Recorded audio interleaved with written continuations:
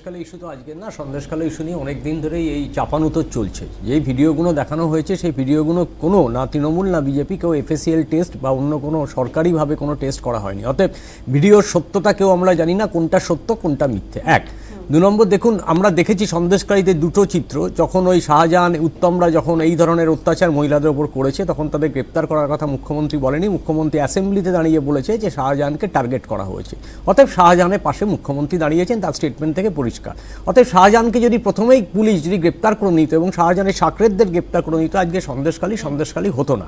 তার কারণ হচ্ছে একটাই, কারণ হচ্ছে ভোট ব্যাংক বাড়াতে হবে বিজেপি আর তৃণমূলকে। বিজেপি তৃণমূল এই সন্দেশখালী ইস্যুতে মা বোনেদের কতটা অত্যাচার রয়েছে, তাদের কতটা নির্যাতন করা হয়েছে সেটা তাদের কাছে বড় ব্যাপার না। তাদের কাছে বড় ব্যাপার হচ্ছে কিভাবে এই সন্দেশখালী ইস্যুকে সামনে রেখে তারা মহিলা ভোট এবং যে সমস্ত যারা ভোট পরিচালনা করে তাদের কাছে কিভাবে প্রিয় পাত্র হওয়া যায় সেই চেষ্টাই করেছে। আমি একটু আমি ভোট বড় বলা আমি এবার বলি, দেখুন সন্দেশখালীতে দুটো চিত্র। একটা চিত্র তন্ময় আপনি বলেছেন, আমি চুপ করেছি।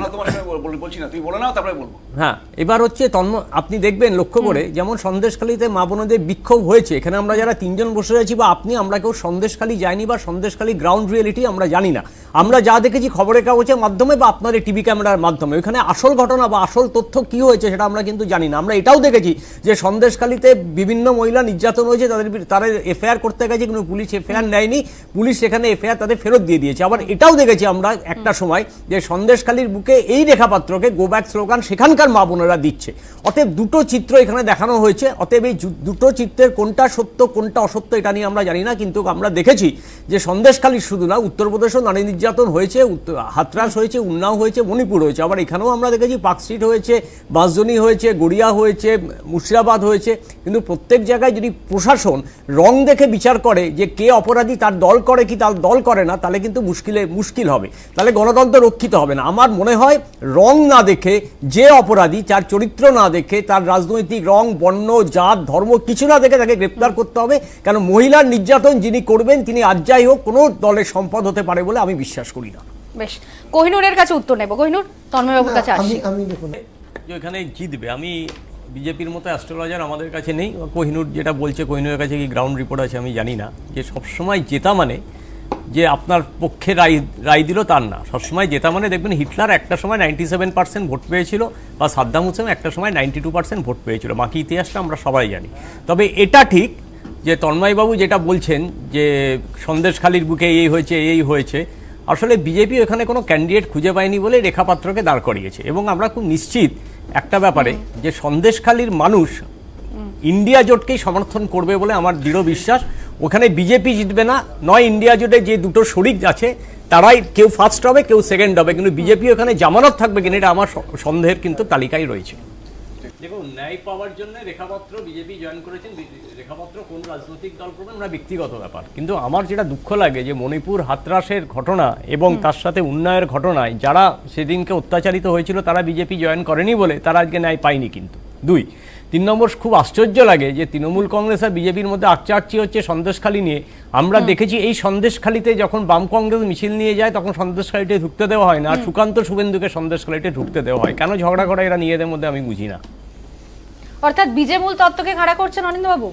না, বিজেমূল তত্ত্বকে না, আমি শুধু আপনাকে এই ন্যারেটিভটা বললাম যে যখন সন্দেশখালীর বুকে অধীর চৌধুরীরা বা সিপিএমরা যখন মিছিল করে যায় তখন তাদেরকে আটকে দেয় পুলিশ, আর যখন ভারতীয় জনতা পার্টির ওইখানে যায় সুকান্ত শুভেন্দু, তারা দেখি সন্দেশখালীর বুকে দাঁড়িয়ে তারা মিছিল করছে, তারা প্রতিবাদ সভা করছে। আমি জানি না কোন আইনে কংগ্রেস সিপিএমকে আটকানো হচ্ছে আর কোন আইনে সেই একই আইনে বিজেপি এবং এই তৃণমূলকে বিজেপিকে ঢুকতে দেওয়া হচ্ছে, সেটা আমরা কিন্তু বোধগম্য না আমাদের কাছে এবং আমরা বুঝতেও পারি না। বেশ, তন্ময়বাবুর কাছে উত্তর দেখুন, আমি এইটাই বলবো, কথা শুনে খুব ভালো লাগছে।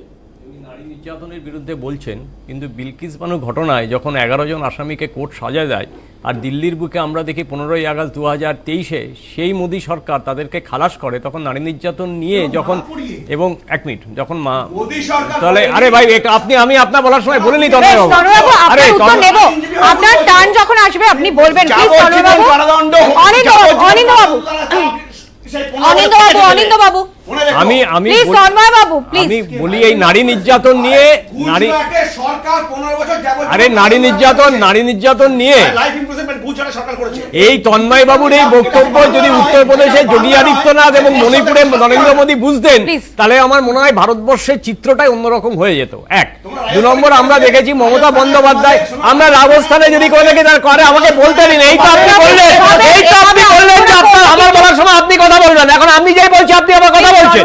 এই সৌজন্য, এই ভারতীয় জনতা পার্টি সৌজন্য। হতাশায় আছেন, হতাশায় আছেন নাকি, হতাশায় আছেন নাকি? প্লিজ প্লিজ এবার আমি আমাদের ব্রেকে যেতে হবে প্লিজ। অনিন্দ বাবু খুব সংক্ষেপে, আমি আবার ফিরব। আমি সংক্ষেপেই বলছি। আমি মমতা বন্দ্যোপাধ্যায় যে স্টেটমেন্ট রানাঘাট সম্পর্কে দেখেছি, পাকশির সম্পর্কে দেখেছি, বিভিন্ন ক্ষেত্রে বিভিন্ন সময় মমতা ব্যানার্জি আমি দেখেছি ধর্ষকদের পাশে দাঁড়িয়েছে, আমরা সেটাকে কন্ডেম করি। কিন্তু বিজেপি নারী নির্যাতন নিয়ে যখন কথা বলে তখন মণিপুরের সেই মণিপুরের চিত্রটা আমাদের সামনে ভেসে ওঠে, যেখানে নরেন্দ্র মোদী 56 দিন পার্লামেন্টে জিজ্ঞেস করা হলে উত্তর দিতে পারেনি। অতএব নারী নির্যাতনটা বিজেপি আর তৃণমূলের মধ্যে প্রতিযোগিতা চলে যে উত্তরপ্রদেশে বেশি নারী নির্যাতন হলে বাংলায় কেন কম হবে, এটা হচ্ছে আসল রূপ। এবং হিরণময় চ্যাটার্জি এবং সজল ঘোষ যে কেন্দ্রীয় বাহিনী কোনো কাজ করছে না, এটা খুব পরিষ্কার দত্তহীন ভাষায়। আমার প্রশ্ন হচ্ছে, আমাদের ট্যাক্সের টাকা ইলেকশন হয়, তাহলে কেন্দ্রীয় বাহিনী এখানে কেন ডেপুট করা হয়? কেন্দ্রীয় বাহিনীকে ডেপুট করা এই কারণে যাতে সন্ত্রাসহীন ভোট হয় এবং যাতে লাগাম ছাড়া দুর্নীতি বা সন্ত্রাস না হতে পারে, বুঝজাম না হতে পারে। কিন্তু আমরা কি দেখলাম?